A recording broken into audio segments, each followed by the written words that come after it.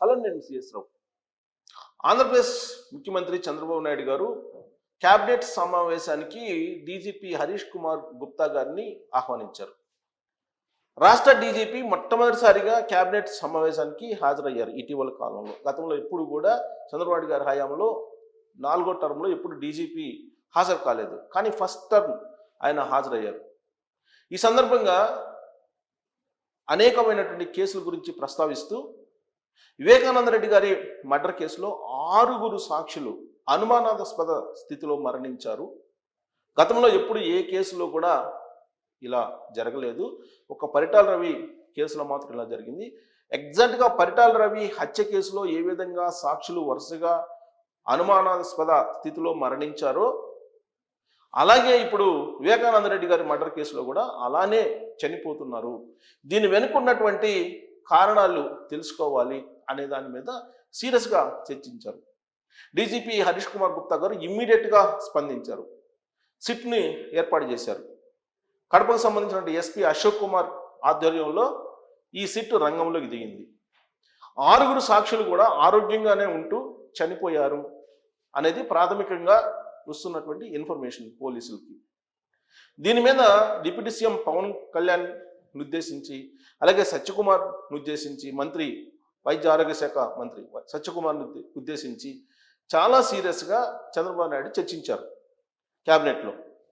అవసరమైతే కేంద్ర ప్రభుత్వానికి ఈ కేసుకు సంబంధించినటువంటి నివేదికలను ఎప్పటికప్పుడు పంపించాలి, అందజేయాలి అనేటువంటి అంశాన్ని కూడా ఆయన ప్రస్తావించారు. అంటే రాబోయేటువంటి రోజుల్లో సిట్ ప్రాథమికంగా విచారణ చేసిన తర్వాత, కొంత సమాచారాన్ని సేకరించిన తర్వాత ఈ కేసుకు సంబంధించి ఆధారాలని కేంద్రం కోర్టులో పెట్టేటువంటి అవకాశం ఉంది.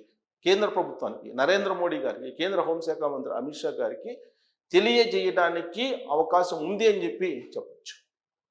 క్యాబినెట్లో ఆయన ఈ అంశాన్ని ప్రస్తావిస్తూ మీరు చాలా జాగ్రత్తగా ఉండండి అని చెప్తున్నారు ఆయన. ఎవరికి? మంత్రులకి. జగన్మోహన్ రెడ్డి మామూలుడు కాదు, వ్యవస్థీకృత నేరాలు చేయడంలో ఆరితేరిపోయినటువంటి వ్యక్తి, కాబట్టి మీరు జాగ్రత్తగా ఉండండి అని చెప్పి మంత్రులకి, ఎమ్మెల్యేలకి ఆయన అలర్ట్ చేశారు చంద్రబాబు నాయుడు గారు. సుదీర్ఘమైనటువంటి అనుభవం ఉన్నటువంటి చంద్రబాబు నాయుడు గారు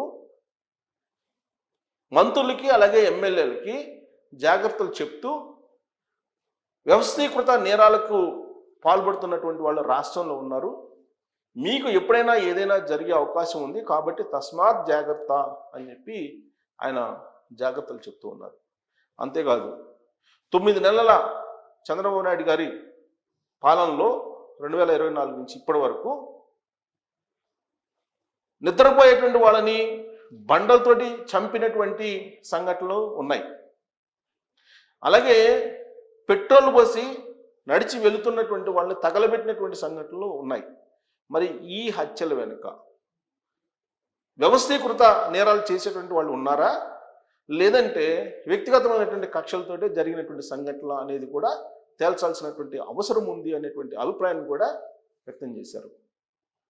రాబోయేటువంటి రోజుల్లో రాష్ట్రంలో ఏమైనా ప్రమాదం జరిగేటువంటి అవకాశం ఉంది, అందుకే మీరు అప్రమత్తంగా ఉండండి అంటూ మంత్రులకి, ఎమ్మెల్యేలకి జాగ్రత్తలు చెప్పారు చంద్రబాబు నాయుడు గారు. ఎందుకు చెప్పారు, ఎందుకు చెప్పాల్సి వచ్చింది అని అంటే, వ్యవస్థీకృత నేరాలు అని అంటూ ఆయన కొన్ని ఉదాహరణలు చెప్పారు. దాంట్లో కోడికత్తి కేసు, అలాగే గులకరాయి కేసు, వివేకానంద రెడ్డి గారి మర్డర్ కేసు, వీటన్నిటినీ రివ్యూ చేస్తూ ఆ నేరాలు చేసిందేమో జగన్మోహన్ రెడ్డి గారు మనుషులు, జగన్మోహన్ రెడ్డి గారి అనుచరులు, జగన్మోహన్ రెడ్డి గారికి సంబంధించినటువంటి వాళ్ళు, కానీ దాన్ని తన మీద మోపుతున్నారు అనేటువంటి అభిప్రాయాన్ని చంద్రబాబు నాయుడు గారు వ్యక్తం చేశారు.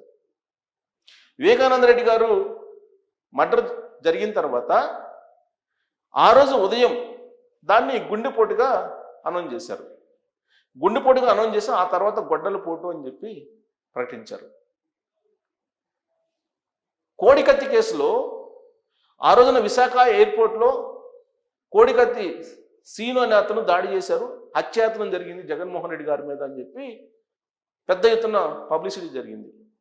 అది కూడా ఆ రోజున అధికారంలో ఉన్నటువంటి చంద్రబాబు నాయుడు గారు చేయించారు. అలాగే వివేకానంద రెడ్డి గారి మర్డర్ కూడా చంద్రబాబు నాయుడు గారు, చంద్రబాబు నాయుడు అనుచరులు చేశారు అని చెప్పి నారాసుర రక్త చరిత్ర అంటూ ఒక పెద్ద ఎత్తున పుస్తకాలు ప్రింట్ చేసి తమ మీద ఈ నేరాలన్నింటినీ మోపేటువంటి ప్రయత్నం చేసి 2019 ఎన్నికల్లో ఆయన లబ్ధి పొందాడు. కాబట్టి వ్యవస్థీకృత నేరాలు చేయటంలో ఆరితేరిపోయాడు. కాబట్టి అది మీ దాకా కూడా వస్తుందేమో జాగ్రత్త అని చెప్పి సహచర మంత్రులకి, సహచర ఎమ్మెల్యేలకి చంద్రబాబు నాయుడు గారు ముఖ్యమంత్రి హోదాలోనే చెప్పడం జరిగింది. అంటే రాష్ట్రంలో ఎలాంటి భయంకరమైనటువంటి పరిస్థితులు నివురుగప్పిన నిప్పులాగా ఉన్నాయో పరోక్షంగా సంకేతాలు ఇచ్చారు చంద్రబాబు నాయుడు గారు. గులకరాయి 2024 ఎన్నికలకు ముందు విజయవాడలో గులకరాయి కేసుకు సంబంధించి మనం చూసాం. ఆ గులకరాయి తగిలిన తర్వాత ఒక పెద్ద స్టిక్కర్ వేసుకొని ఏ విధంగా జగన్మోహన్ రెడ్డి గారు ప్రచారం చేశారో మనం చూసాం. ఆ తర్వాత సునీతారెడ్డి గారు కామెంట్ చేసిన తర్వాత దాన్ని తొలగించారు. అలాగే కోడికత్తి కేసు, అక్కడ ఇన్సిడెంట్ జరగగానే వైజాగ్ నుంచి నేరుగా హైదరాబాద్ వచ్చారు. హైదరాబాద్ వచ్చి హైదరాబాద్లో చికిత్స చేసుకొని దాన్ని ఎన్నికల సందర్భంగా ఉపయోగించుకున్నారనేది చంద్రబాబు నాయుడు గారు చెప్తున్నారు. సరే, వివేకానంద రెడ్డి గారి మర్డర్ కేసులో వరుసగా 6 సాక్షులు చనిపోయారు. దీనికి వెనక అసలు ఏముంది, ఏం జరిగింది అనే దాని మీద సమగ్రంగా విచారణ జరపండి అని చెప్పి ముఖ్యమంత్రిగా ఆయన ప్రతిపాదిస్తే క్యాబినెట్ ఆమోదించి నిర్ణయం తీసుకుంది. ఆ మేరకు సిట్ రంగంలో దిగింది. ఫస్ట్ చనిపోయింది ఎవరు? వివేకానంద రెడ్డి గారి మర్డర్ జరిగిన తర్వాత ఆయన అంత్యక్రియలకు జగన్మోహన్ రెడ్డి గారు, భారతిరెడ్డి గారు ఇద్దరు వెళ్ళారు పులివెందుల. ఆ వెళ్తున్నటువంటి సందర్భంగా నారాయణ యాదవ్ డ్రైవరు, ఆ డ్రైవరు ఆ తర్వాత రోజుల్లో అనుమానాస్పద స్థితిలో మరణించారు. ఎక్కడ మరణించారు? కోడికత్తి కేసులో జగన్మోహన్ రెడ్డి గారు ఎక్కడైతే చికిత్స తీసుకున్నారో ఆ హాస్పిటల్లో మరణించారు అనేటువంటి విషయాన్ని క్యాబినెట్ గుర్తు చేసింది. ఆ తర్వాత జరిగినటువంటి మరణాలు చూస్తే కనుక గంగిరెడ్డి, వివేకానంద రెడ్డి గారి మర్డర్ జరిగిన తర్వాత కుట్లు వేసినటువంటి వాళ్ళు, అభిషేక్ రెడ్డి సిబిఐకి వాంగ్మూలం ఇచ్చారు. కుట్లు వేసినప్పుడు తాను ఉన్నాననేది ఆయన అనుమానాస్పదలో ఇటీవల మరణించారు. అలాగే శ్రీనివాసులు రెడ్డి ఆయన మరణించారు. ఇలా 6 మరణించారు. ఈ 6 మరణించడం అభిషేక్ రెడ్డి, వాచ్మెన్ రంగయ్య ఇప్పుడు తాజాగా మరణించారు. ఈ మరణం వెనక పోలీసులు ఉన్నారనేది ఇప్పుడు వైఎస్ఆర్ కాంగ్రెస్ పార్టీ చేస్తున్నట్టు ప్రచారం. పోలీసులు కొట్టడం వల్లే వాచ్మెన్ రంగయ్య చనిపోయాడు అనేటువంటి దాన్ని ప్రచారం చేస్తున్నారు. సరిగ్గా ఈ పాయింట్ దగ్గరే ముఖ్యమంత్రి చంద్రబాబు నాయుడు గారు సీరియస్గా ఆలోచించారు. వ్యవస్థీకృత నేరాలు చేసి వాటిని ప్రత్యర్థుల మీద వేయటం, అలాగే కాంపిటీషన్గా ఉన్నట్టు పార్టీల మీద వేయటం, వ్యక్తుల మీద వేయటం అనేది అలవాటు అని చెప్పి ఆయన ఆ రివ్యూ మీటింగ్లో ప్రస్తావిస్తూ పరిటాల రవి కేసులో కూడా ఇలానే జరిగింది అనేటువంటి విషయాన్ని కూడా ఆయన గుర్తు చేశారు అనేది కూడా తెలుస్తోంది. అనుమానాస్పద స్థితిలో మరణించినటువంటి వాళ్ళు కటిక Srinivasulu Reddy, driver Narayana Yadav, Kalluri Gangadhar Reddy, EC Gangireddy, YS Abhishek Reddy, ఇప్పుడు వాచ్మెన్ రంగయ్య.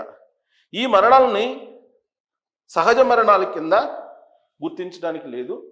ఈ మరణాల వెనుక ఖచ్చితంగా వివేకానంద రెడ్డి గారి మర్డర్కి సంబంధించినటువంటి చీకటి కోణాలు ఉన్నాయి. ఈ సాక్షులు వరుసగా చనిపోతున్నటువంటి క్రమంలో ఆ కేసు ఫైనల్ అయ్యేటువంటి అవకాశం లేదు. కాబట్టి సీరియస్గా ఈ సాక్షుల మరణాల మీద దర్యాప్తు చేయండి అని చెప్పి చంద్రబాబు గారు ఆదేశించారు.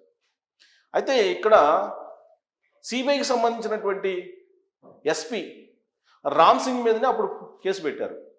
అలాగే గూగుల్ టేక్అవుట్ ద్వారా వివేకానంద రెడ్డి గారి మర్డర్ వెనుక సూత్రధారులుగా అవినాష్ రెడ్డి అలాగే భాస్కర్ రెడ్డి ఉన్నారని చెప్పి సిబిఐ వాళ్ళు వాంగ్మూలం వేస్తే అవినాష్ రెడ్డి గారిని అరెస్ట్ కాకుండా కూడా అప్పుడున్నటువంటి ప్రభుత్వం అడ్డుకుంది. ఇదే విషయాన్ని కూడా ప్రస్తావించారు చంద్రబాబు గారు.